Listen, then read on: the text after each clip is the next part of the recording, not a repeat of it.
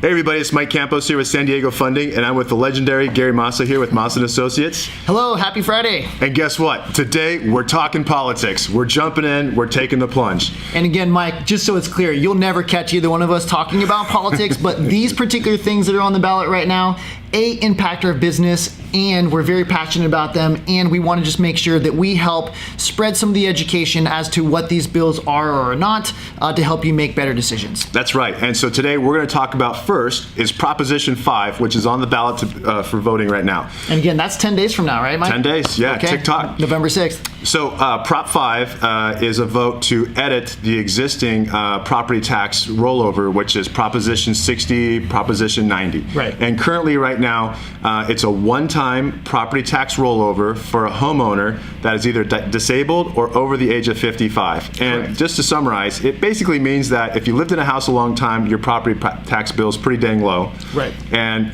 if you sell that property to downsize or move to somewhere that's more strategic based off of your age and medical needs, for example, you get to roll that tax bill over one time to the new property, making the new property a lot more affordable. Right. So with this Proposition 5, Gary, what changes would happen if we voted yes on Prop 5?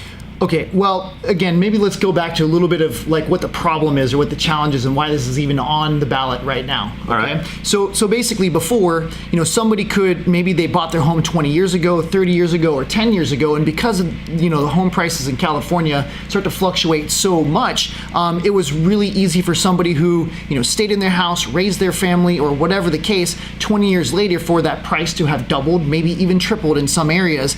And then, again, life changes, right? You raise your family, the kids move out, you don't need so much space, etc. And so, those homeowners want to then downsize, maybe get a one level, maybe move a little closer to their kids, whatever the situation is, and not have to take care of these big homes, but yet they would stand to, they bought the home for $200,000 and the property tax bill was $2,000, then the home was $1 million. Right. So then, then they sell the home and then they buy the next home for $1 million or something close to that. Their property tax bill is $10,000. That's a huge gain. And a lot of people over 55 have typically retired, right? Fixed income. Theoretically, and on fixed income, and that made housing way less affordable to be able to make that jump. Yeah. And so, this bill actually helped protect that and make, like you said, it more affordable. The challenges were people were restricted by, they had to buy the same priced house as what they sold, and there was only a few participating counties, I think it was 7 in California, where they could roll that tax basis over. What was happening, and especially as you all know, of the last few years, our prices in housing went up significantly because of inventory levels. There was no homes to buy. Right. So creating inventory to try to help regulate or keep those home prices from going astronomically high. These were great homes that could be, that could be filled by a family of 4 or 5 or whatever the case, a growing family, and allow people to move out into a downsized, smaller house. But again, they just couldn't move because they had to pay more money for the home than what they can sell their home for, right? Whether they're moving closer to the beach, a different county, etc. So there's a lot of inventory locked up in this type of situation, right? Right. Yeah. And real life situation is that a couple that's over the age of 55 are empty nesters. They have a 4-bedroom house. They've lived there for, like you said, 30 years. Or 2 acres or larger or whatever the case. And they're having a tough time maintaining it, and they have bedrooms that are not being used. And if you think about it, that would be great for a growing and up-and-coming family. But that home is not being made available because the homeowner that's lived there for 30 years doesn't want to lose their property tax rate.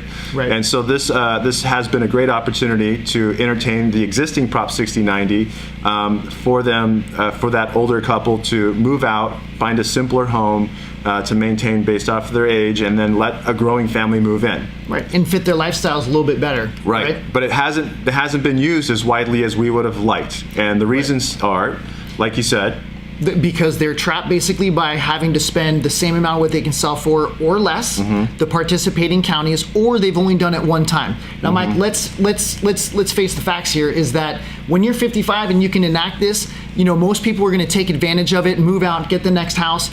boom, they're done. They're thinking, hey, this is the last house I'm going to be in.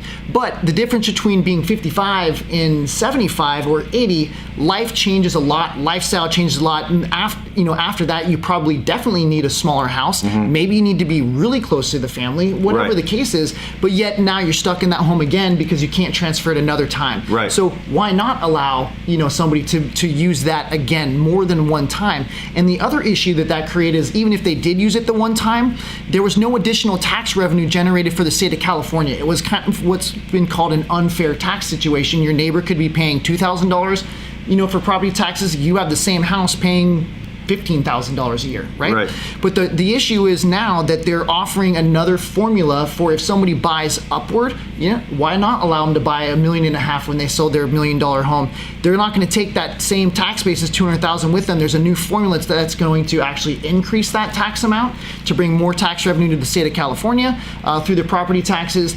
And it still makes it affordable because it's not the entire hit of just buying the whole new home at that same level. So voting yes on Prop 5 would allow the homeowner to purchase a property that might be a little bit more expensive than what they're moving out of. Right. They can move to any county in California. Correct. And it can be more than one time. Correct. So this is a great opportunity for somebody who may live in San Diego, for example, move closer to their grandkids that may be in a more expensive area like San Francisco or anywhere else in California. Well, and here's what it does for the greater good of California, Mike, or the greater good of the general public. It increases inventory, right? Inventory opportunities, which will then also, by increasing inventory, keep pricing from going astronomically high. Again, we're always going to have our cycles, but again, it might help regulate that a little bit more by creating more inventory. So I think keeps housing more affordable, keeps more options out on the table for everybody else, and allows people to continue moving around to satisfy their lifestyle. I think it's just a good thing for Californians. Awesome. So last proposition that we're going to chat about is Prop 10.